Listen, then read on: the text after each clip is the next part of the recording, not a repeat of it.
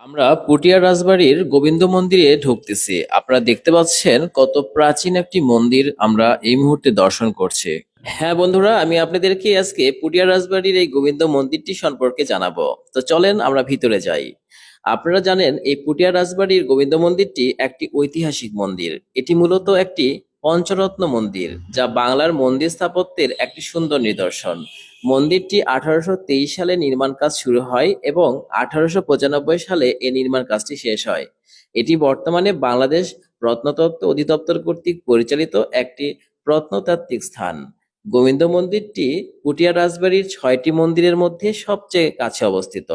মন্দিরটি 18.28 মিটার উঁচু এবং এর আয়তন 209.3809 বর্গমিটার। এটি ইট, সুরকি ও পোড়ামাটি দিয়ে তৈরি। মন্দিরটির 4টি ছোট কক্ষ এবং একটি মূল কক্ষ রয়েছে। এখানে 4টি খিলান প্রবেশপথও রয়েছে।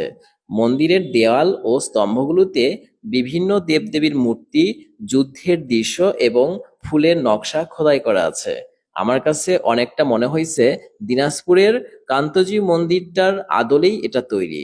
তবে এই মন্দিরটা দেখে আমার সবসময় মনে পড়ছে যে দিনাজপুরের কান্তজি মন্দিরের কথা। আপনারা কমেন্টে জানাবেন যে আপনাদের এই মন্দিরটা দেখে ঠিক কান্তজি মন্দিরের কথা মনে পড়ছে কিনা। আজকে এখানে ভক্তদের জন্য অনেক ভোগ রান্না হচ্ছে। আপনারা দেখতে পাচ্ছেন তারই আয়োজন চলছে এখানে। আজকের ভিডিওটি আপনাদের কেমন লাগছে অবশ্যই কমেন্ট করে জানাবেন।